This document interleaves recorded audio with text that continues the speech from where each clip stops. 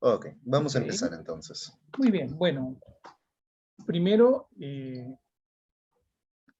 después de mucho tiempo tengo la conexión con ustedes porque me he dado un espacio y así voy a tratar de coordinar en los meses siguientes para también acompañar a Pedro, porque recuerden de que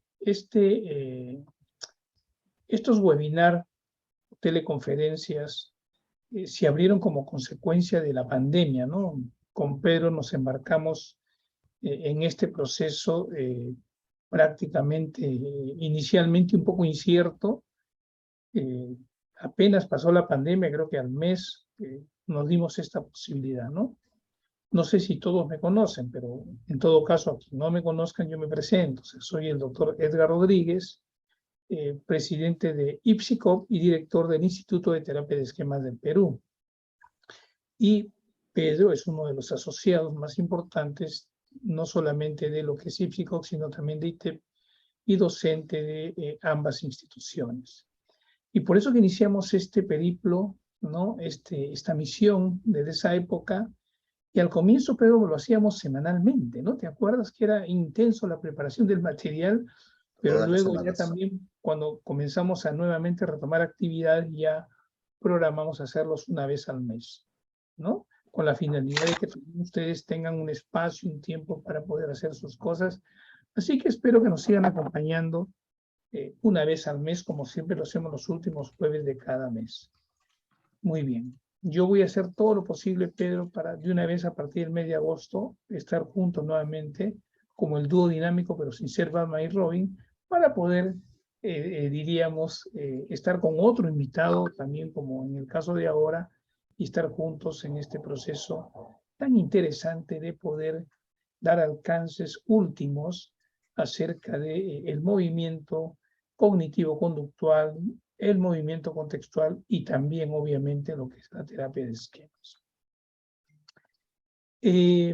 Antes de empezar, quisiera aprovechar la oportunidad, ¿no? En este momento de poder dar algunos anuncios importantes para la institución.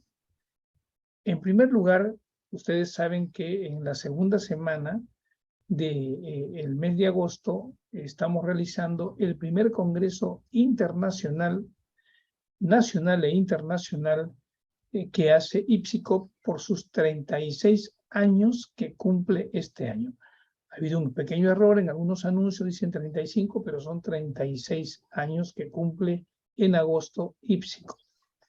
Los invitamos a que puedan ustedes registrarse para este evento, que va a ser muy importante porque va a abarcar no solamente lo que es la terapia cognitiva conductual, sino también un alcance de las terapias contextuales y la experiencia clínica que se tiene bajo ese modelo, y la terapia de esquemas. Es decir, los tres modelos van a estar en ese momento en diferentes mesas y ponencias o conferencias para poder dar lo que se sabe en los últimos tiempos de la efectividad de estas tres alternativas terapéuticas que no son enemigas, sino que se fusionan muchas veces para un trabajo mucho más integrado, mucho más efectivo, ¿no?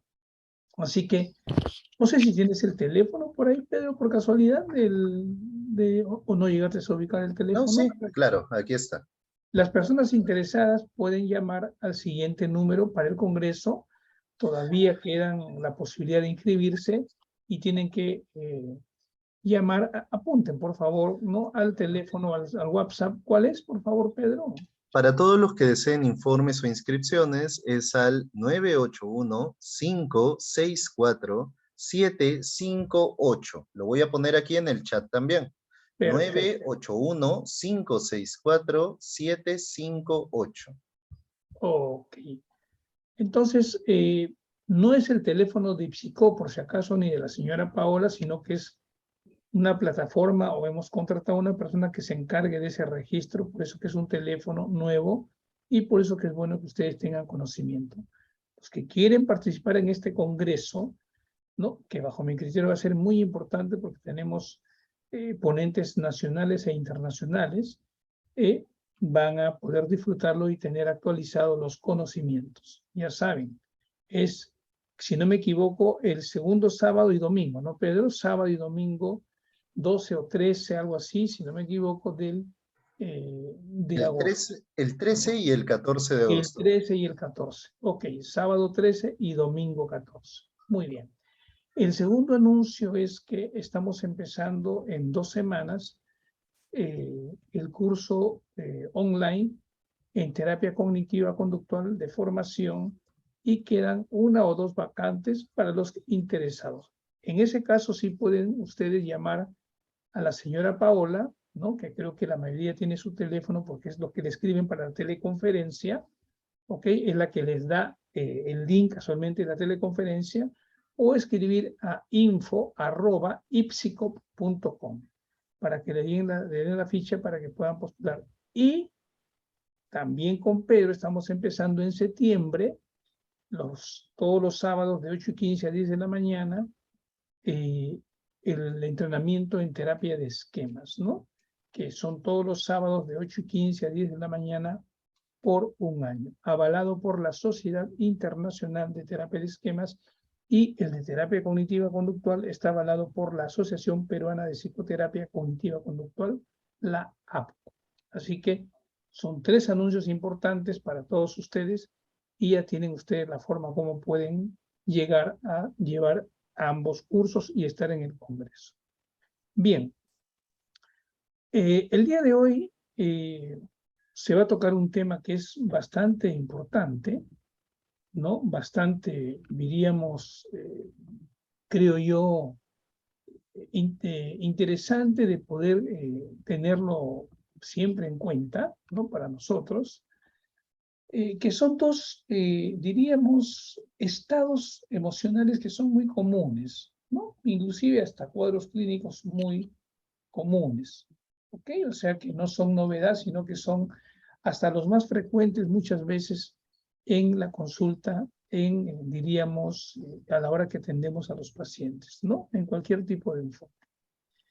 Es la ansiedad y la depresión, ¿no? Como estados, diríamos, disfuncionales en las personas que consultan a veces al profesional de la salud mental, tanto psicólogo como psiquiatra.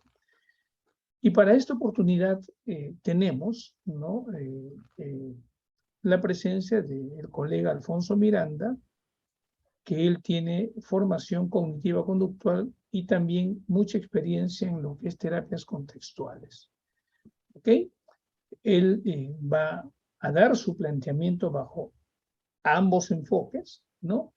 Y en el tema de terapia de esquemas, quien va a dar el aporte va a ser mi colega Pedro Ponce.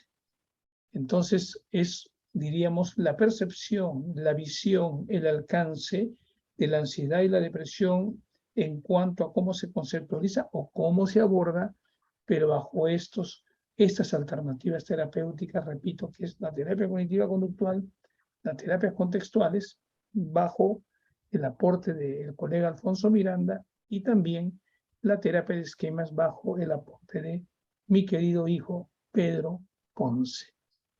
Así que los dejo a ustedes para que puedan llevar de una vez a cabo el inicio de esta reunión, y bienvenidos una vez más a todos ustedes de todo corazón, y bienvenidos también, bueno, bienvenido Alfonso, ¿no? A esta plataforma, ¿no?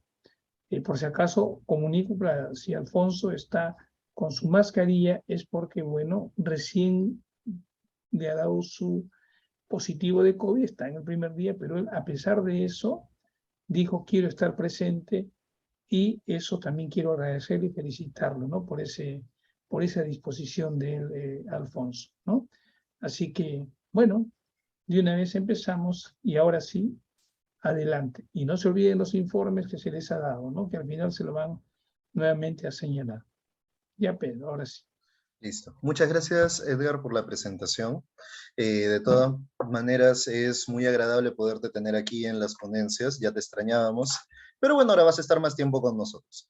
Viniendo entonces a la ponencia del día de hoy, que hoy día vamos a observar lo que es la ansiedad y la depresión desde 3 puntos de vista diferentes, que si bien es cierto, los 3 parten de la misma madre que viene a ser la TCC, que también se va a mencionar, los tres van a tener abordajes diferentes, principios que también pueden variar de acuerdo a uno y otro, y ciertas sutilezas también de intervención. No es lo mismo hablar de TCC tradicional que hablar de esquemas, ni tampoco es lo mismo hablar de terapia cognitivo-conductual y terapias contextuales. Entonces, Alfonso va a abordar el punto de terapia contextual, yo abordaré el de TCC y el de esquemas, porque ya saben que soy TCC y esquemas. Bueno, vamos entonces a ver la primera pregunta. Ustedes siéntanse libres de escribir sus preguntas también en el chat, que nos va a servir para poder tener un diálogo con ustedes de forma constante. A ver, la primera pregunta de esta conferencia que estamos teniendo es, ¿cuáles serían los principios del modelo que se está exponiendo? O si lo ponemos de una manera más sencilla, ¿qué lo caracteriza? ¿Qué es lo que caracteriza en sí a este modelo? Hablando desde la perspectiva de TCC, de la cognitivo-conductual, bueno, se va a basar en los principios conductuales, en los principios del aprendizaje, se va a basar en lo que es el condicionamiento clásico, el condicionamiento operante y el condicionamiento vicario o social, que son los modelos de adquisición de conductas.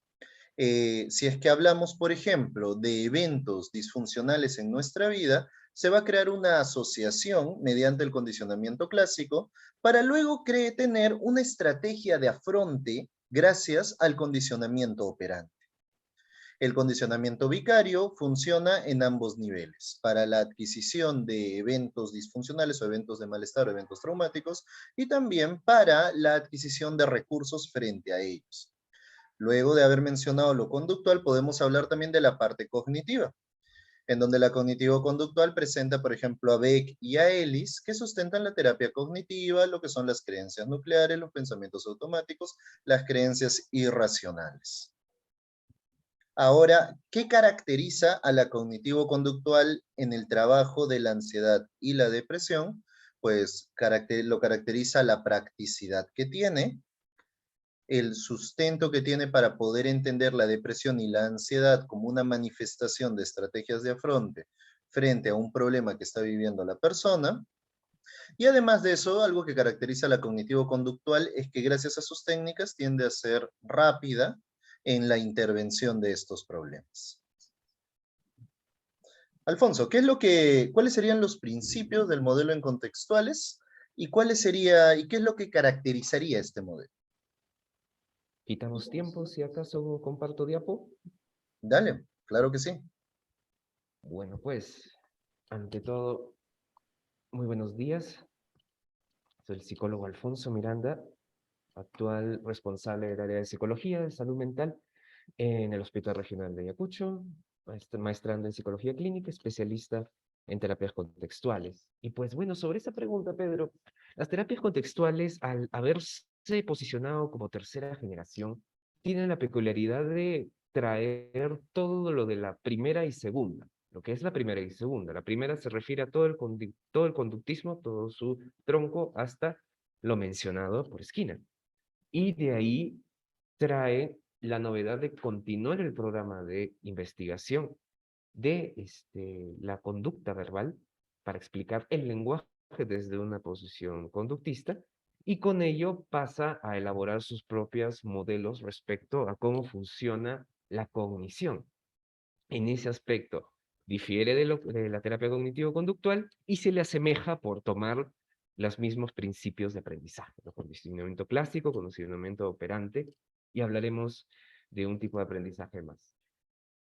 Pues bueno, ¿qué son? Son básicamente terapias basadas en evidencia, basadas en procesos, y tenemos esta lista: aceptación y compromiso, activación conductual, psicoterapia analítico-funcional, son varias. Y cada una se enfoca, a propósito del nombre, en el contexto.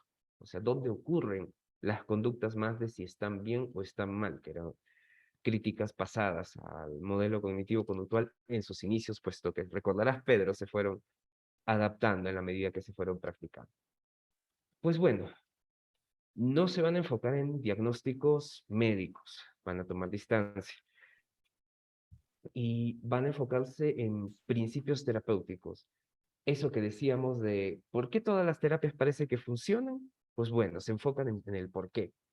En ¿cómo se dice esto? En la relación terapéutica, en la orientación hacia metas, entre otras cosas. Bien.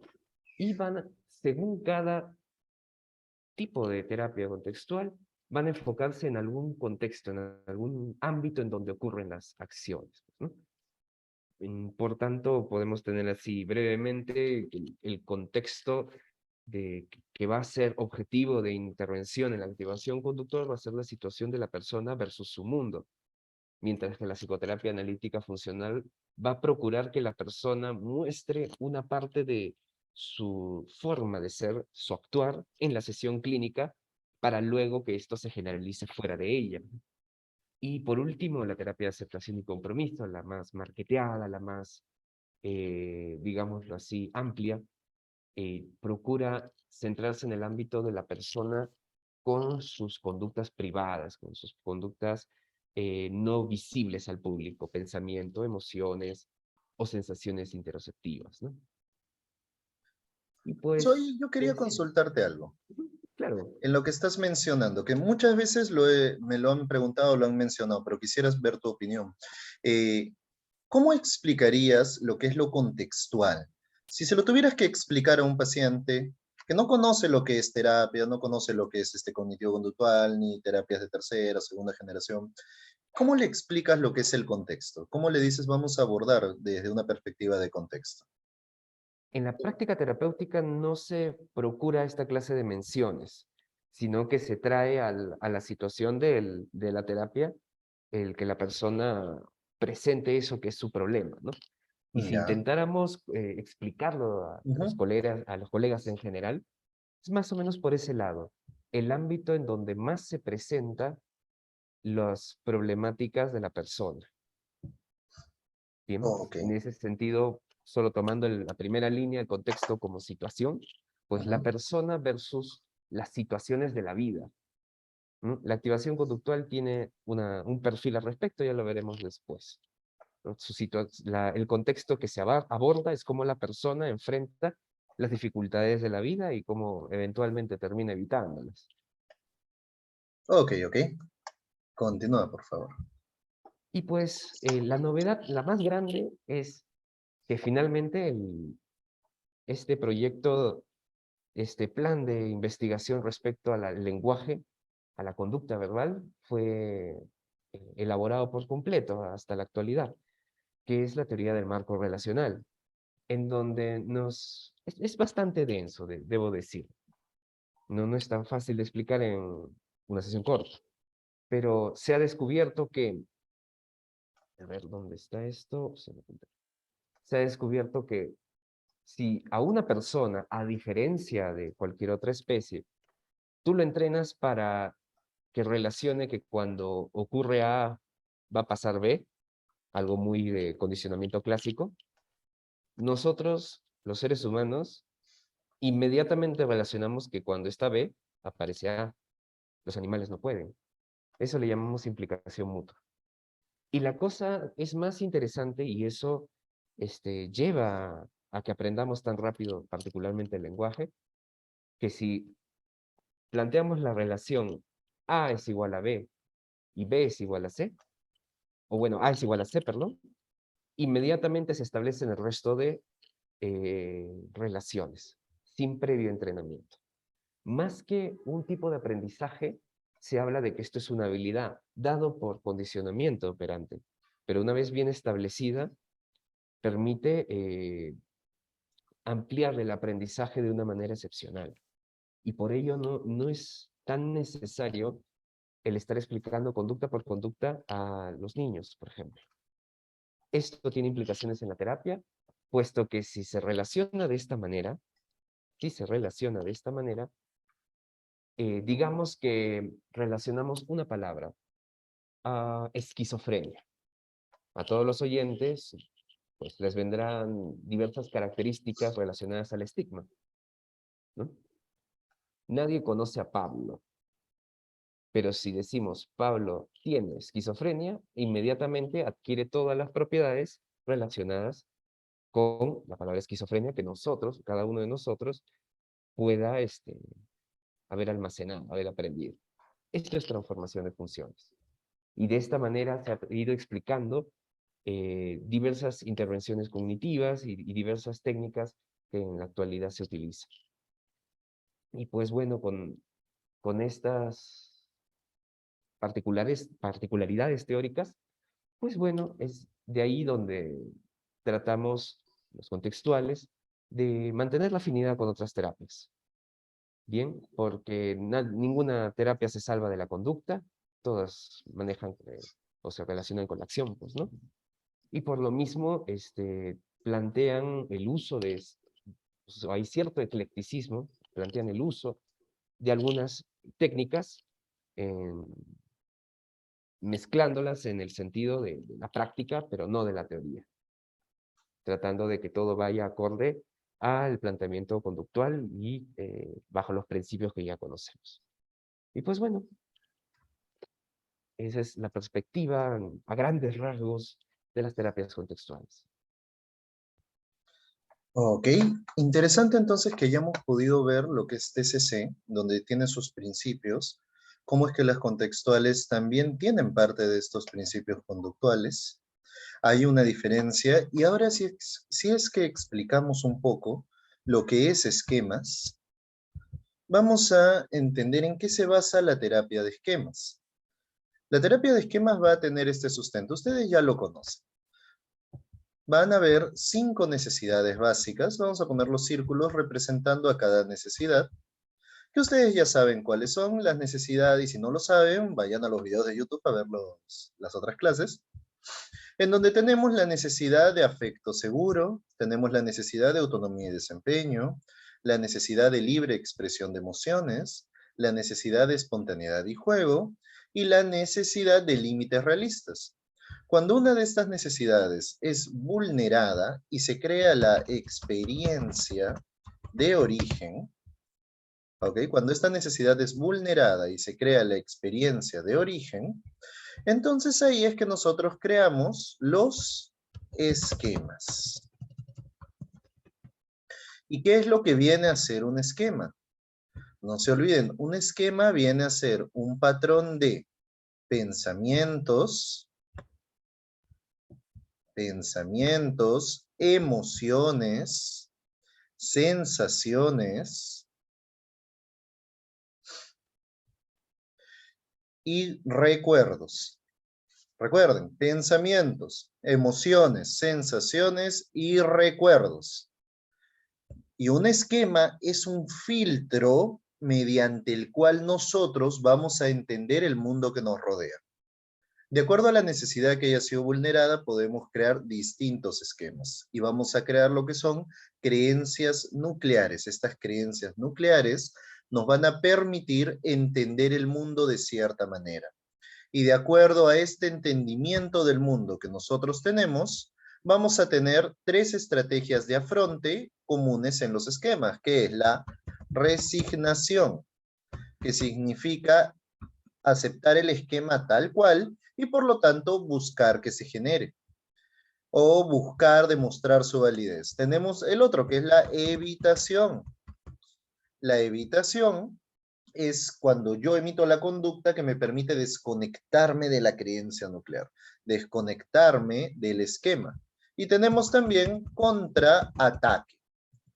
El contraataque es en donde yo voy en contra del esquema, pero en demasía. ¿Qué significa en demasía? Demasiado. Exagero en mi contraataque al esquema. Entonces tenemos resignación, evitación y contraataque. Las 3 estrategias de afronte conductuales ante los esquemas. Contraataque también es conocido como sobrecompensación o también es conocido como ataque. En distintas literaturas se encuentra con distintos nombres, pero viene a ser lo mismo. Entonces, en esto es en lo que se sustenta la terapia de esquemas. ¿Por qué? Porque así es como se crean las creencias nucleares, las estrategias de afronte ante las creencias nucleares. Y luego mi accionar Y más allá de mi accionar, mi sentir en el presente se ve sustentado en cómo yo entiendo el mundo. Y aquí está cómo yo entendí el mundo desde los 0 hasta los 13 años. ¿Qué significa eso? Desde los 0 hasta los 13 años, yo he venido almacenando en mi amígdala y en mi zona límbica las formas para entender el mundo que me rodea. Por lo tanto, si yo tengo un esquema de abandono que me dice, serás abandonado, cada relación que yo trate de iniciar, cada vez que yo trate de iniciar una relación, vendrá a mi cabeza la idea de te va a abandonar. Así que tomaré mis conductas de acuerdo a esa creencia nuclear. Si yo tengo la creencia nuclear de soy defectuoso, soy imperfecto, hay algo malo conmigo, cuando en un momento tal vez mi pareja o la chica que me gusta me deje de hablar, lo primero que voy a pensar es, seguro me dejó de hablar porque había algo malo conmigo, porque yo tengo un defecto. Por eso me están rechazando. Y de acuerdo a eso es que salen las distorsiones, los pensamientos automáticos, bueno, los pensamientos intermedios y posteriormente, de forma conductual, las estrategias de afronte. Eso sería un mega resumen de lo que es la terapia de esquemas. Muy bien. Esa era la primera pregunta como para introducirnos dentro de los modelos teóricos que estamos viendo. Vamos a ver en la siguiente pregunta. ¿Qué caracteriza a la depresión y a la ansiedad? O sea, ¿cómo ven estos modelos a la depresión y a la ansiedad? Si hablamos desde TCC, vamos a ver todo como un aprendizaje. ¿Qué significa? Desde el punto de vista de ansiedad, en algún momento de mi vida, mediante un condicionamiento clásico, creé una asociación para que yo despierte sensaciones fisiológicas ansiógenas ante un evento. Y desde una perspectiva operante, pues muy probablemente haya elegido la conducta de evitar para no tomar contacto con esa variable que me genera ansiedad. Así lo observa la cognitivo-conductual. Ahora, en depresión, han habido eventos en los cuales ha disminuido mi ansiedad o han habido eventos traumáticos que han hecho de que yo entre en un estado depresivo y la conducta propia de la depresión es la evitación. Conducta operante para poder desconectarnos del dolor aprovechando el reforzador negativo de disminuir el malestar. Por eso muchas de las conductas depresivas son me encierro, me aíslo, no hago, no actúo, porque cada vez que yo decida actuar es una oportunidad de sentirme peor. Esa sería una perspectiva desde la TCC. ¿Qué nos comentas tú, Alfonso, desde las contextuales? Como se habrán dado cuenta, primero TCC, que es, digamos, la madre, explicación corta, y luego vamos a entender un poco más de contextuales, que viene a ser un poco más nuevo aquí, y también esquemas. Coméntanos, Alfonso, por favor. ¿Se escucha? Sí, sí, tengo. Bueno, las terapias contextuales, al ser diversas, enfocan los aspectos de una depresión o de una ansiedad según más o menos la parte del contexto que más se enfocan. Por ejemplo, la psicoterapia analítico-funcional va a centrarse en cómo la persona, en el caso de la ansiedad, por ejemplo, cómo esa forma de estar constantemente en sus preocupaciones o atendiendo al mundo interno, dícese pensamientos, ideas, recuerdos o lo que sea, y cómo esto va a alterar su desenvolvimiento en el mundo inmediato, ¿no? En particular, si hablamos acerca de la depresión y la ansiedad, decíamos, no hay un apego tan cercano a las categorías, dícese, CIE-10, DSM, ¿no? Y lo que vamos a centrarnos es en cómo funciona la problemática. Bien, el modelo que más, incluso que se ha creado específicamente para, es el de la activación conductual. Un componente que inicialmente fue un componente planteado en investigaciones en los años 70, ¿no? Y que se volvió un componente de las terapias cognitivo-conductuales para abordar los problemas depresivos, hasta 2004, en donde al hacer un estudio se encontró de que solo abordando la parte de activación podías obtener prácticamente el mismo efecto, prescindiendo del abordaje cognitivo.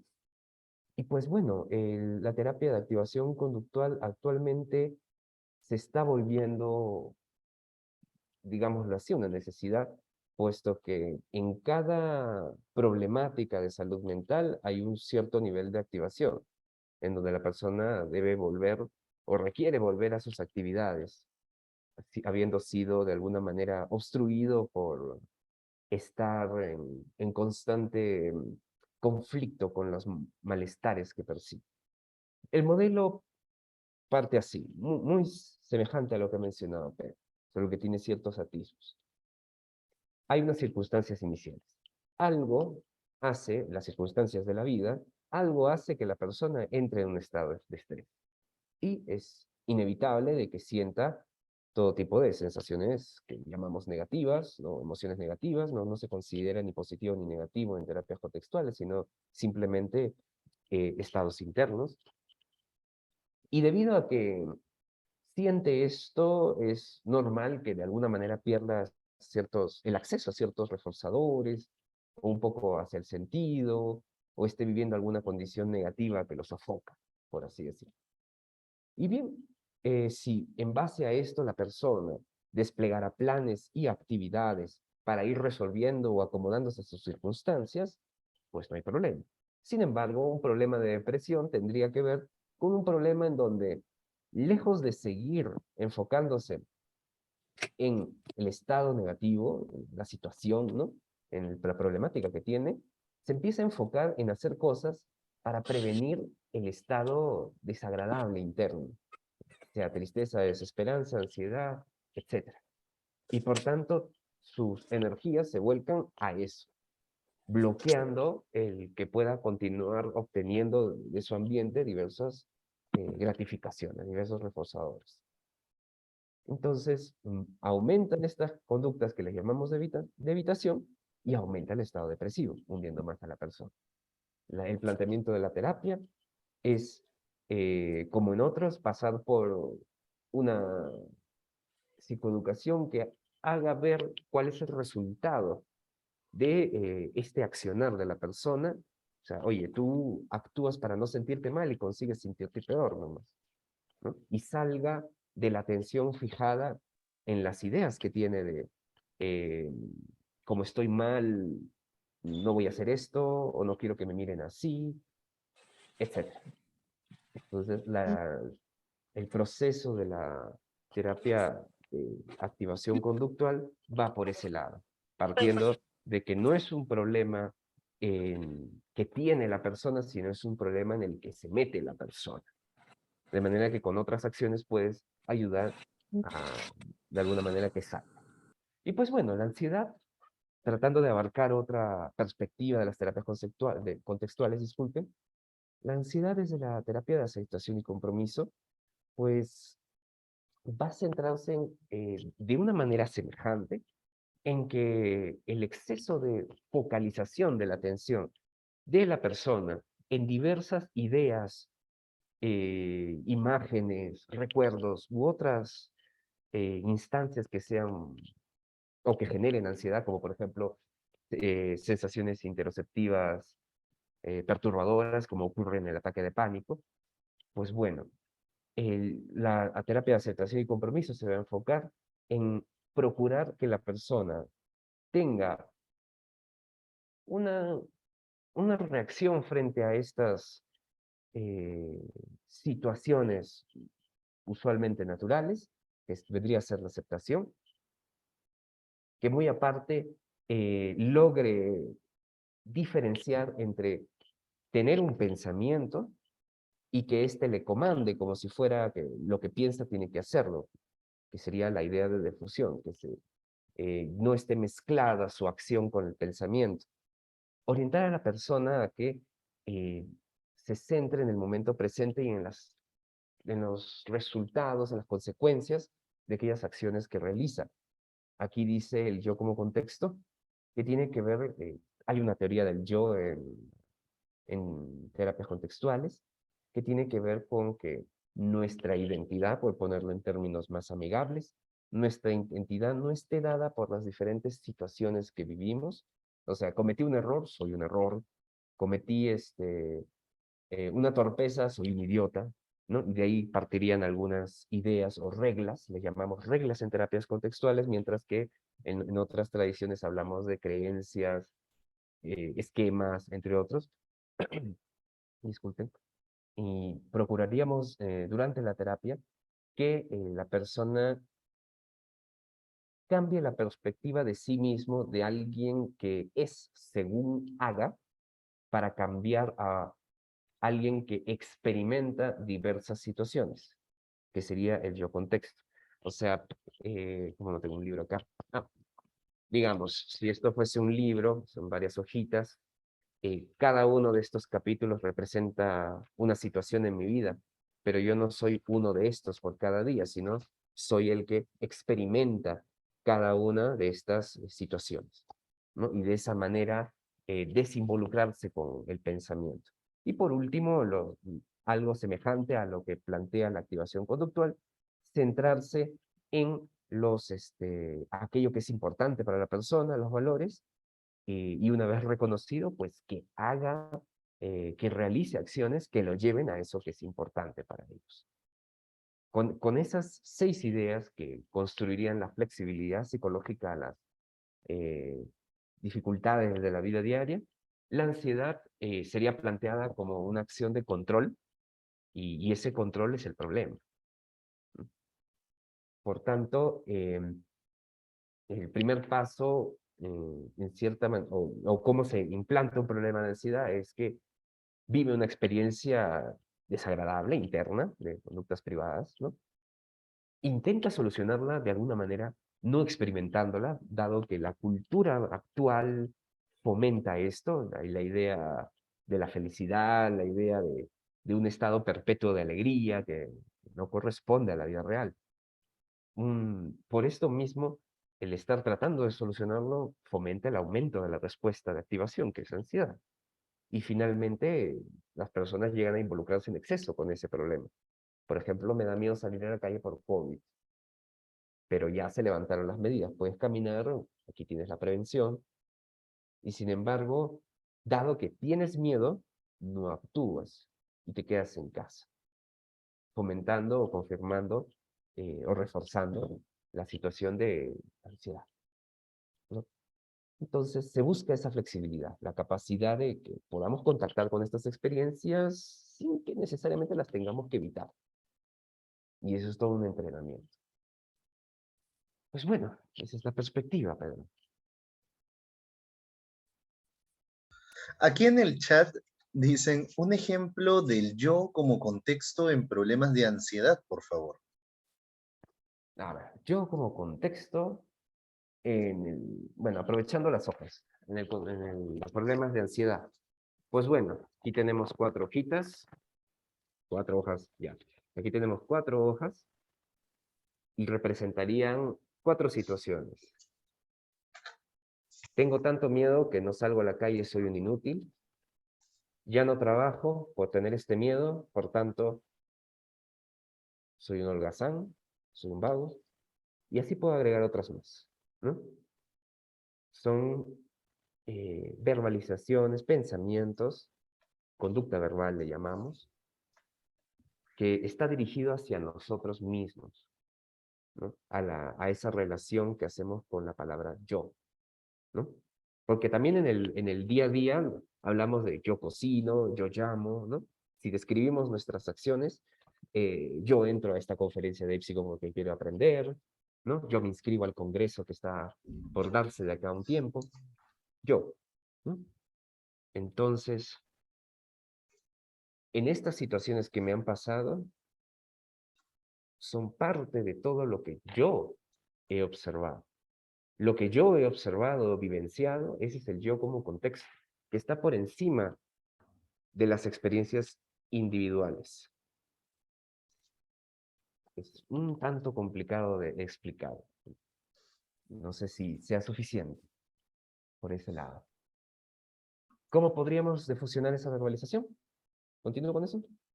Si gusta, responde ese punto para luego pasar al siguiente, bueno, al de esquemas. Dale, Al esquema, sí, que también está interesante, por supuesto. todo Y está interesante. pues, ¿cómo podríamos defusionar esa verbalización? Tiene que ver con Bueno, la terapia de aceptación y compromiso habla de desliteralizar, que lo que pensamos no se vuelva exacto. Darme cuenta de que tengo el pensamiento y hablarle que es algo que tengo, no necesariamente que debo hacer, ¿no?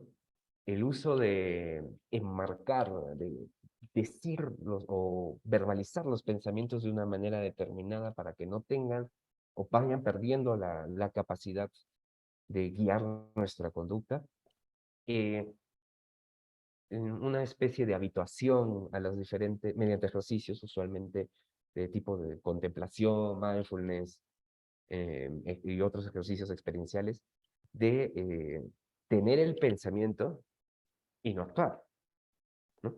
Que estaría muy relacionado con el limitar la impulsividad. Ejemplo, en la depresión, eh, no tengo ganas. Muchos hablan de siento que no tengo ganas, pero sabremos en la práctica que no se puede sentir precisamente eso, es un pensamiento, está estructurado. Por tanto, estamos haciendo caso a un pensamiento, ¿no? Y en ese sentido, podríamos eh, despotenciar también ese control que tiene esa frase, indicando de aquellas experiencias en donde, aún sin ganas, ha actuado, y las repercusiones de esa acción. Repercusiones muchas veces favorables o que al menos no complican su situación inicial. Espero con eso haber podido responder la pregunta. Pedro. Muchas gracias, Alfonso. Entonces, ahora que ya hemos visto la perspectiva de TCC y hemos visto la perspectiva la perspectiva contextual, vamos a ver qué dice esquemas en ansiedad y depresión. Primero, terapia de esquemas se usa para poder trabajar lo que es eje 2, lo que son problemas o patrones de personalidad. Terapia de esquemas no se usa directamente para o sea, el modelo terapéutico no se usa para trabajar trastorno de ansiedad o trastorno de depresión o trastorno depresivo. Sin embargo, necesitamos entender algo desde la perspectiva de esquemas para potenciar nuestra intervención frente a estos dos problemas. Nosotros nacemos con miedo, con tristeza, con cólera y nacemos con alegría. ¿Ok? Nacemos con miedo, tristeza, cólera y alegría. Son emociones naturales. Todos los seres humanos tenemos esto, pero hay algo con lo que no nacemos. No nacemos con las voces críticas que son implantadas a lo largo de nuestra vida. A mí me gusta decirles que somos adoctrinados con estas voces. Cuando hablamos del miedo, la tristeza, la cólera y la alegría, estamos hablando de las emociones básicas. Y entonces aquí vamos a introducir un concepto importante en terapia de esquemas, que es el niño vulnerable. ¿Quién es el niño vulnerable? Es esta parte de nosotros que vivió el evento traumático entre los 0 y los 13 años. Un niño no tiene recursos, no tiene los recursos que tiene un adulto, mejor dicho. Recursos sí tiene, pero no tiene tantos como los tendría un adulto. El niño vulnerable se compone por nuestra emoción de miedo y nuestra emoción de tristeza, que comparto lo que mencionaba Alfonso, no son ni buenas ni malas, solo son emociones y están ahí. ¿Qué es lo que pasa en la ansiedad y en la depresión? Las voces críticas son expertas en atacar al niño vulnerable, en buscar golpearlo, buscar herirlo, buscar dañarlo. ¿Y cómo es que responde nuestro niño vulnerable? De forma instintiva, responde con tristeza o responde con miedo ante lo que dicen las voces críticas. Ahora ustedes dirán, ya, ¿y esto cómo se asocia a lo que es ansiedad y lo que es depresión? Por ejemplo, una persona que está caminando por la calle y de repente le viene un pensamiento de visión catastrófica. ¿Cuál es este pensamiento? Me van a robar. Me van a robar y yo no podré hacer nada para evitar. Entonces, si salgo a la calle, me van a robar. Entonces, no debo salir a la calle. Yo no quiero salir a la calle. Ok, estamos viendo ahí lo que sería una persona con miedo a salir a la calle. Ustedes entienden eso como ansiedad. Vamos a subir el nivel. Hablemos de ataque de pánico. Yo no salgo a la calle porque tengo miedo que me dé un ataque de pánico en la calle y colapse Y entonces ahí empiezo a crear el trastorno de agorafobia, en donde yo ya no quiero salir de mi casa, me quedo aquí, solamente aquí donde me pueda sentir seguro. ¿Pero por qué? Porque detrás de eso hay una voz crítica que me dice, eres insuficiente para lidiar con el mundo. Ustedes piensen en todas las personas que han atendido con ansiedad. ¿Cuáles son esas voces que están detrás de la conducta ansiosa? La voz comúnmente es la de tú no eres capaz. Al menos cuando estamos hablando de vulnerabilidad en sentido de autonomía o independencia. Detrás de muchos miedos está el tú no eres capaz, tú no puedes lograr.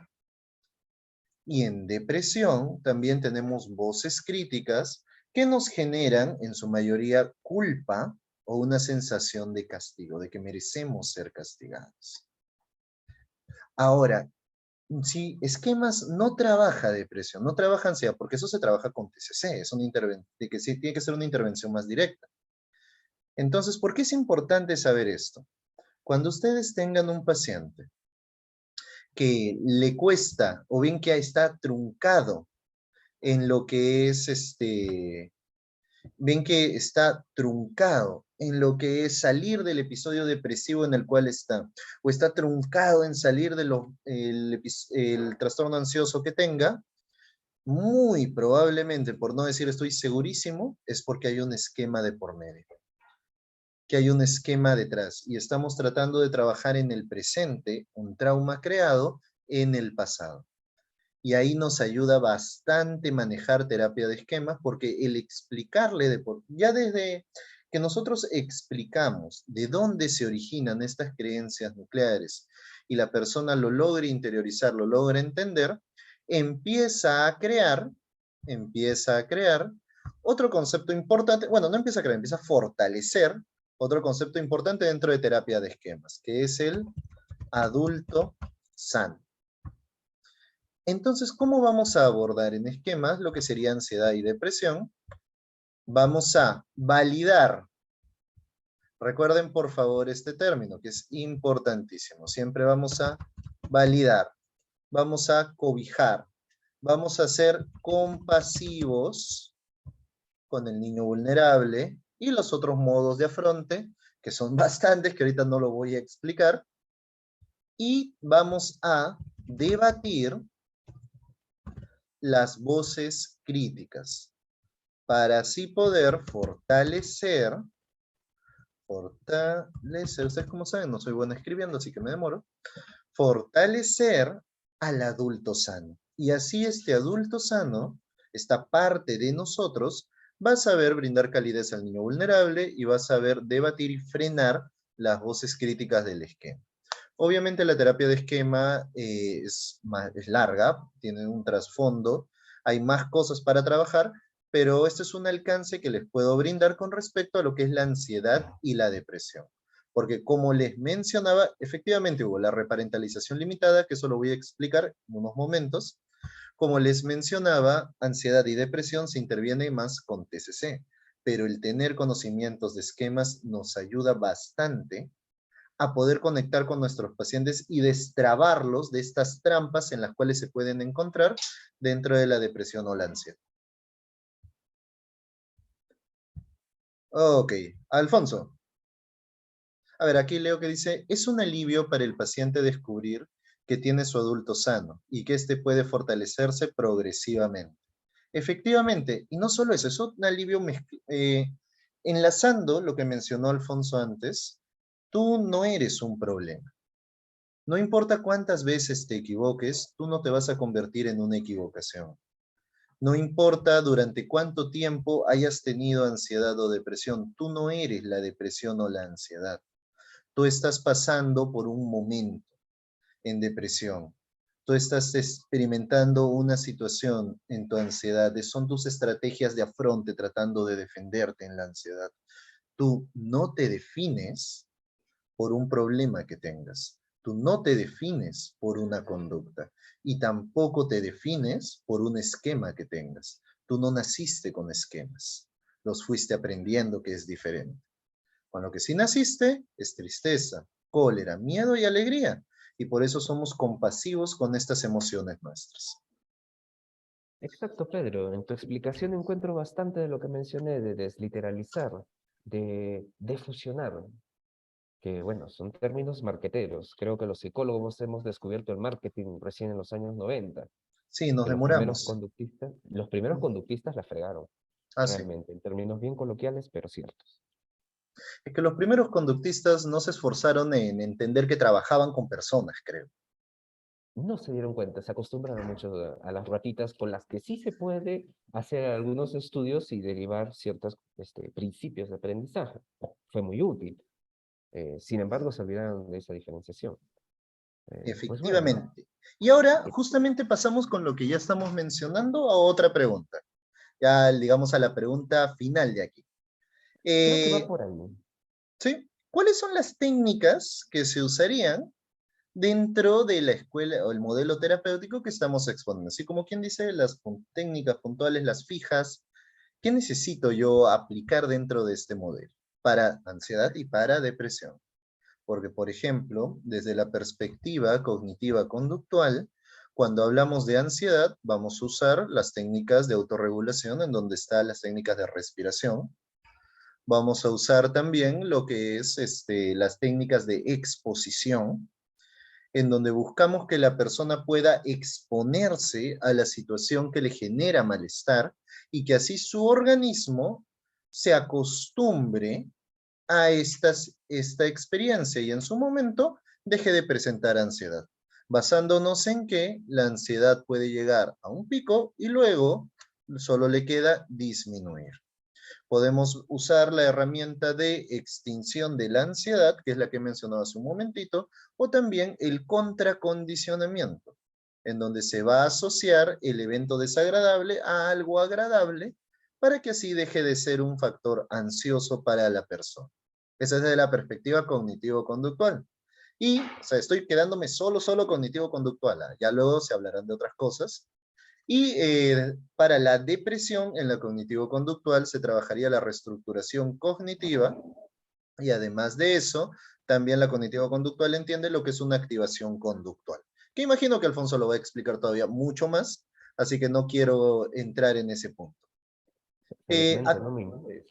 sí, para no quitarte el protagonismo en ese tema. Más bien, acá hay una pregunta, creo. Dentro de la terapia de esquemas, si el paciente entiende que inició en la niñez, ¿cómo se puede manejar el que culpe a los adultos y esto cree otro problema especialmente si ya existen conflictos parentales? Primero, nuestro paciente tiene todo el derecho a sentir tristeza, cólera o miedo o reproche hacia lo que pasó en su infancia. Recuerden de que él no tiene la culpa de nada y tiene el derecho a sentirse mal. ¿Cómo manejamos el tema de la culpa? Lo manejamos con responsabilidad. Cuando éramos niños, no éramos responsables de lo que nos ocurría, porque es la verdad, no éramos responsables. Y de adultos, nosotros somos el responsable de nuestro cambio, pero no bajo el concepto de tú eres responsable de lo que te pasa, y eres responsable de ser feliz o estar mal, eso no. La razón por la cual somos responsables de nuestro cambio es porque nuestros padres ya no pueden hacer algo, ya no pueden hacer mucho por solucionar las cosas, porque ya el daño se hizo. Quienes somos responsables y vamos a ser capaces y ejecutores de nuestra mejora, vamos a ser nosotros. Y así es como se maneja este concepto. Ahora, si dentro de ese proceso nuestro paciente siente cólera hacia sus padres por esto, está en su derecho. Vamos a validar esa emoción porque tiene derecho a sentir cólera. No ha sido bonito lo que ha vivido. ¿Para qué lo criticaríamos? Luego acá dice, ¿qué pasa si la persona que tiene pensamientos de fracaso es una preadolescente y no tiene aún un adulto sano?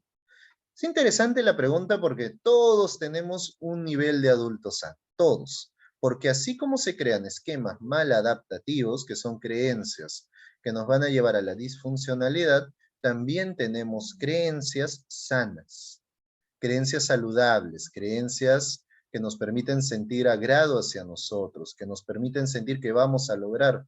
Porque comento algo, esta adolescente de 12 años está en el colegio. Una persona que solo tiene la idea de fracaso, no daría un examen. Porque no tiene sentido lógico que de un examen no esté en el colegio si solo cree en el fracaso. tiene una pequeña parte de adulto sano. Digámosle adolescente sano, pongámoslo así, para no tocar el término de adulto. Pero sí, ha recibido de alguna forma estas experiencias o estas creencias nucleares funcionales. Ahora sí, vamos a la otra pregunta. Bueno, regresemos a la pregunta. Alfonso, ¿tú qué nos dices acerca de las técnicas puntuales para el trabajo en terapias contextuales para lo que es ansiedad y depresión? Pues bueno, al respecto, Pedro, en activación conductual específicamente se manejan sobre todo dos: programación de actividades flexibles y jerarquización de esas actividades, según el nivel de dificultad, acceso a los reforzadores, a situaciones ambientales que lo permitan, etcétera, ¿no?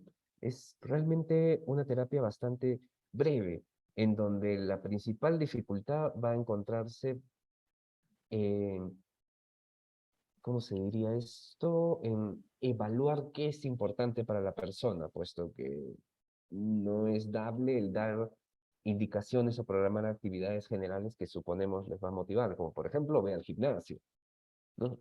Que probablemente no necesariamente tenga el efecto. A propósito de lo que nos dice Dexy Martínez, de si una persona tiene pensamientos de fracaso y no tiene un adulto sano, abordar eso desde la activación conductual tendría que ver con fijarlo en las consecuencias inmediatas de esta idea y evaluar qué es, poner en acción, qué es lo que puede hacer frente a esta situación de fracaso. Y nuevamente reorientarlo, como dirían coloquialmente en términos contextuales, sacarlo de su mente y volverlo a meter en su vida, en las acciones que debe hacer para enfrentar ese problema, en este caso, el fracaso.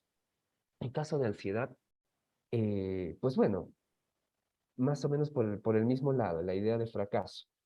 Desliteralizar mediante ejercicios o técnicas para la difusión. Pueden ser metáforas, como por ejemplo la metáfora del bus, en donde tú le hablas, ya, mira, eres un chofer, tienes un montón de pasajeros, tú sabes a dónde quieres ir, tus valores. Sin embargo, aquí la mayoría de tus pasajeros te dicen, no, aquí cito nomás, puede doblar a la izquierda y si se va para acá, acelere, ¿no? Entonces, si tratas de hacerle caso a todos ellos, va a ser un desastre.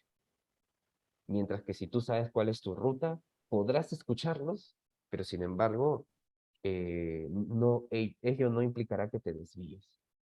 Con ejercicios experienciales o metáforas como estas, procuramos enseñar una nueva forma de actuar frente a diversos pensamientos que tienen que ver con la ansiedad o relacionarse de una manera eh, más amigable con sus sensaciones interoceptivas, si es que hablamos de trastorno de pánico. Pues bueno, ese es el resumen, Pedro. Acá veo de que hay una pregunta, creo que va para ti. ¿Cómo puedo trabajar ACT frente a enfermedades degenerativas, Parkinson? ¿Qué técnicas podría utilizar para ayudar a esta persona que también padece de depresión recurrente?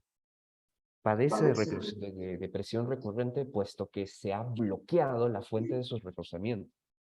Parkinson impide un desempeño físico, en algunos casos movilidad, si mal no recuerdo. Cáncer nos hace pensar en la finitud de la vida. Y son condiciones, pues, degenerativas que limitan la acción de la persona o su involucramiento en su vida.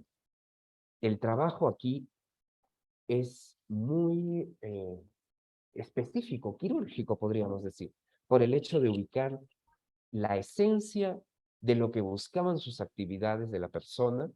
Por ejemplo, ya era abogado y buscaba, mediante litigios y otras cuestiones más, defender los derechos de la gente pobre, ya pongamos así todo moral. Y ahora ve obstruido eso. Entonces, no podrá realizar esos mismos desplazamientos y actividades, pero puede encontrar una adaptación teniendo o haciendo videoconferencias, quizás procurando que otros aprendan lo que él ha aprendido para que ellos puedan realizar eso que hace y dar sentido a alguna acción o un conjunto de acciones en el mejor de los casos. Esa es la dificultad cuando trabajamos con enfermedades degenerativas y buscamos que la persona se oriente a alguna acción que le genere algún tipo de satisfacción y lo saque de, o al menos lo haga flotar en tanta dificultad de la vida. Ok, muchas gracias. Y ahora, si hablamos de técnicas puntuales en terapia de esquemas, bueno, aquellos que ya están más familiarizados con la terapia de esquemas saben que va a haber una fase cognitiva de trabajo cognitivo, va a haber una fase de trabajo emocional y va a haber también una fase conductual en donde es que la persona ya enfrente las situaciones. Pero estas fases no van a ser aplicadas para lo que es depresión y lo que es ansiedad. Lo que sí vamos a aplicar es la reparentalización. La reparentalización limitada es poder satisfacer las necesidades de nuestro paciente que no fueron satisfechas en su momento. Hay dos tipos de reparentalización, la indirecta y la directa. La directa se usa en la técnica de imaginería descriptiva o en las técnicas experienciales. Pero la indirecta es un estilo constante de trabajo hacia nuestros pacientes, en donde nosotros buscamos satisfacer las necesidades que no se han podido satisfacer en su momento. Entonces, ¿cuáles son estas necesidades? Probablemente atención, probablemente el cariño, probablemente el interés, las reglas, la autonomía, el valorar, el validar sus emociones. En palabras simples sería un apego sano y fortalecer la asertividad e independencia de nuestro paciente. Esas serían las herramientas en terapia de esquemas. Ahora ustedes dirán, ya, pero eso es básico, eso es fácil. Todos nos portamos así con nuestros usuarios, con nuestros consultantes. No. En terapia de esquemas, nosotros recuerden que manejamos 5 necesidades básicas. Si hemos logrado entender estas 5 necesidades y en la entrevista con nuestro paciente descubrimos que no se han visto satisfechas la necesidad A, B o C, entonces ya sé qué es lo que le voy a decir, ya sé por dónde es que voy a intervenir, ya sé cómo es que le voy a hablar. A ver, acá dice, justo eso, lo básico en nuestros pacientes presentan diferentes niveles de insatisfacción. Efectivamente. Y presentan diversos niveles de insatisfacción de acuerdo a las necesidades no satisfechas en su niñez, infancia y preadolescencia. ¿Cuál va a ser la labor del terapeuta? La labor del terapeuta va a ser emular, bueno, no emular, mejor dicho, ser el adulto sano que necesita mi paciente. Nosotros vamos a hacer un modelo de adulto sano para que nuestro paciente pueda emular a nuestro adulto sano. Y les comento algo. Yo he trabajado ataques de pánico, hablando de ansiedad, he trabajado ataques de pánico en donde ha estado mi paciente, recostado en el sillón, teniendo su ataque de pánico, desbordándose, y no he aplicado la exposición interoceptiva. No he aplicado una técnica de relajación, ni tampoco he aplicado una técnica de exposición, no he hecho nada de eso. Lo que yo he hecho es sentarme a su lado, despacio, decirle, deja que fluya, entrégate al ataque de pánico, no va a pasar a mayores ahorita, y yo voy a estar contigo. Yo te voy a acompañar. ¿Y qué es lo que le estoy transmitiendo ahí? Seguridad. Estoy reparentalizando. ¿Qué pasaba con mi paciente? Tenía miedo que el síntoma pudiera matarlo. Tenía miedo que avance a más. ¿Qué fue lo que yo le dije? Deja que avance a más. No, pero es que me da miedo. Sé que te da miedo, es natural que te dé miedo, es horrible lo que estás viviendo. Solo que confía en mí. Yo voy a estar aquí, yo te voy a acompañar. No estás viviendo esto solo. Y en ese momento permite que fluya el ataque de pánico y efectivamente en un ataque de pánico no pasa a mayores. O sea, te desesperas, máximo te desmayas, pero no pasó eso. Y si te desmayas, bacán, porque al menos el cuerpo se apaga un ratito y luego te despiertas ya repotenciado, pues ya pasó. No está mal, no está mal. Entonces, ¿qué es lo que hice ahí? Reparentalización. Esa es una reparentalización. Está a su costado. No he aplicado la exposición interoceptiva. No he aplicado técnicas de relajación. No he aplicado técnicas de distracción. Lo que he hecho es reparentalizar y acompañar a mi paciente. Y eso es el key de la terapia de esquemas.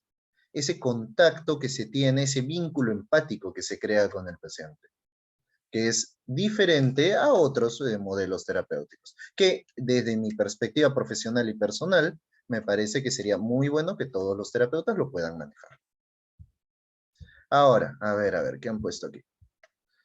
Alfonso escribe, una acción que fomenta la aceptación del síntoma y moldea un nuevo tipo de respuesta. La investigación actual habla que las técnicas de exposición son en realidad aprendizajes de patrones de acción alternativa.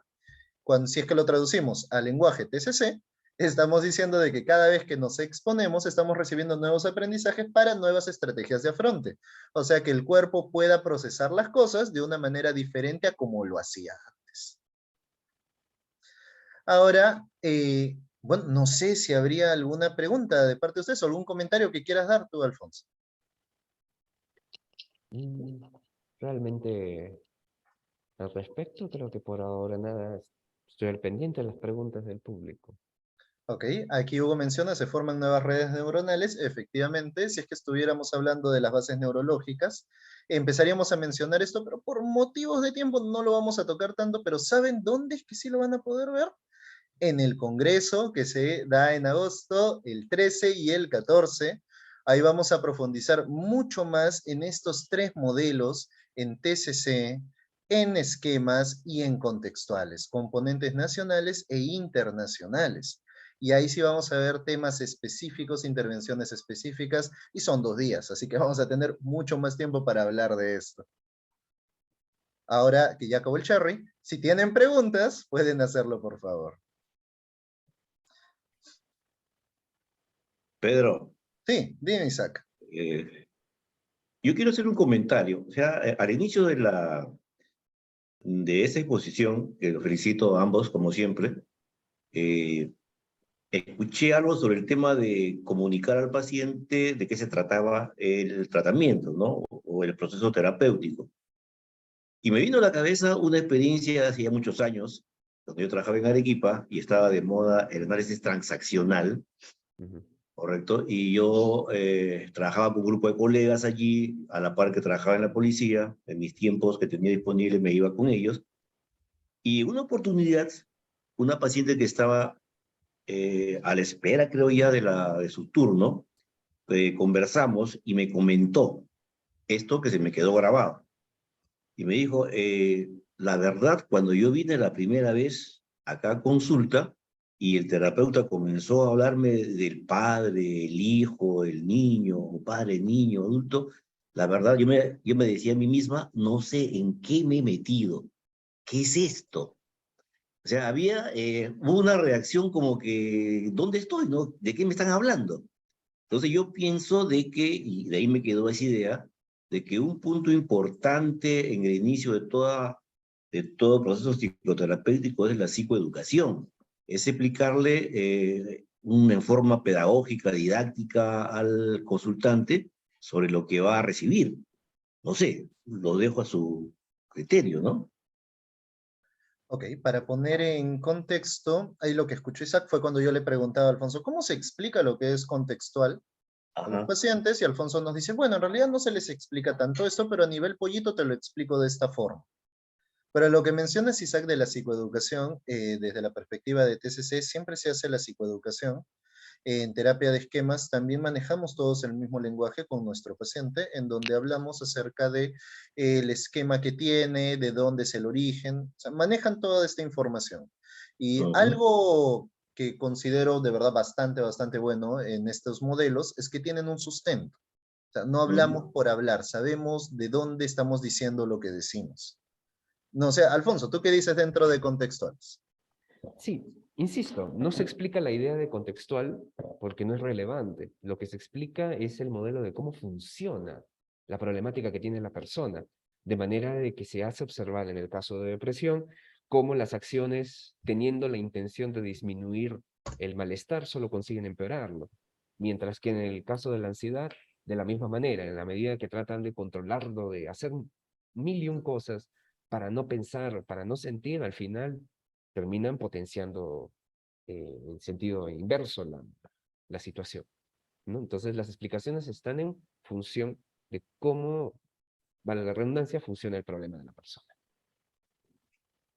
Acá veo, no, ahorita te doy la palabra, Max. Acá veo que mencionan la terapia de esquemas y contextuales. También se puede abordar en niños. Cuando hablamos de esquemas, recuerden que mencioné las necesidades básicas. Y en las necesidades básicas es en donde está cómo trabajar con los niños, lo que vendría a ser una perspectiva de esquemas. En Ipsicoc también se está abriendo un curso de terapia de esquemas en niños. Así que, si es que desean más informes sobre eso, pueden contactar con la secretaria de Ipsicoc para brindarles toda la información. Max, justo has levantado la mano. A ver, dinos. Sí, complementando lo que venían diciendo los colegas, Isaac y Alfonso, es importante también llevar a nuestros consultantes lo que hemos identificado dentro de la evaluación inicial a través de, por ejemplo, el análisis funcional de la conducta, explicado de una forma que el consultante pueda entender. Entonces, de esa manera nos aseguramos que todo el proceso pueda ser muchísimo mejor comprendido por el consultante. No sabe qué es lo que le pasa, cuándo le pasa, por qué le pasa, en qué contextos le pasa, qué tipo de respuestas y qué mantiene la conducta. Gracias, Max. Vale, Ya en un momento te vamos a tener aquí con nosotros en las ponencias, ya sabes. encantado. Eso estaría chévere. A ver, aquí, Galaxy S20 Fe, que ha levantado la mano también. Hola, sí, sí, Hola. gracias por el compartir a Pedro a Pedro y a Alfonso, si es que mal no me equivoco. Yo creo que hay que, bueno, a como yo lo puedo ver, ¿verdad? Y también está escrito que el objeto de estudio de la psicología, ¿verdad? Es la conducta. Yo creo que hay que separar eso, ¿verdad? Del proceso cognitivo que puede tener todo ser humano, ¿no? Ahora, hay algo bien interesante que escuché, ¿no? Eh, perdón, que, o sea, por ejemplo, hacer a una persona funcional o generarle conductas funcionales, ¿verdad? Si todavía eh, queremos que siga viviendo dentro de su mente, ¿no? Yo creo que esa es una gran crítica que tiene Hayes, o es una gran crítica hacia Hayes, ¿no? En el tema de su teoría, ¿no? Porque, ok, va a conducir los pensamientos, pero sigue trabajando ahí, o sea, en ese campo. Y eso es, y la terapia cognitiva conductual, bueno, los TCC, voy a utilizar este tema bien, o sea, entre comillas, ¿no? Los que trabajan a nivel cognitivo, porque también hay gente que trabaja todo esto a nivel cognitivo, o sea, que Beck generó, bueno, más que antes de Beck, creo que fue Ellis, ¿no? Que fue en el 50, porque, perdón, Ellis, claro, Ellis fue en el 50 y luego fue Beck en el 60. Cuando Ellis trabajó todo esto, cuando Beck empezó a ver el trabajo de Ellis, ¿verdad? Todo este tema de las creencias irracionales, se detuvo un momento y dijo, ok, esto está muy bien, es una herramienta, pero sigue trabajando con sus pensamientos. Y aquí comparto lo que menciona Alfonso, ¿no? O sea, siguen trabajando, o sea, sigo reforzando de manera indirecta los pensamientos, ¿verdad? Y no salen de los pensamientos. Lo que yo necesito, ¿verdad? Lo que yo necesito, por eso es que Beck genera la parte conductual. Vuelve de alguna manera u otra, vuelve a ese tronco, me gustó esa definición también, o esa palabra, ese tronco del conductismo para poder generar conductas funcionales nuevamente dentro del paciente, dentro del individuo. Yo creo que eso sería un tema a tratar, ¿no? Yo me gusta también ese tema de lo que han hablado, el mercantilismo, ay no, estoy utilizando otro término, el Marketing. merchandising, el tema comercial, ¿no? Lo que vemos, pero yo creo que como profesionales no podemos desviarnos del objeto de estudio, ¿no? De la ciencia como tal, ¿no? De la psicología. Eso sería mi aporte. Soy Tomás, ¿no? Pedro y Alfonso, gracias. Ya se me hacía conocida tu voz, Tomás. Gracias, gracias por Gracias. compartir. Muchas gracias. Alfonso, ¿tú deseas comentar algo? Al respecto, bueno, hay una frase sistémica que habla precisamente de lo que ha mencionado Tomás, que al final pensar sobre lo que se piensa es pensar dos veces y lleva lo mismo, ¿no? Y pues sí, mucho del trabajo puede bien ser cognitivo, pero como lo habíamos mencionado, Pedro, muchas de las procesos terapéuticos implican algún nivel de activación, que sería pasar del contexto socioverbal o de la mente, por último, al contexto situacional de lo que vive la persona, de su drama del día a día, si lo podemos decir así. Y esa es la idea actual. Pedro. Oh, ok.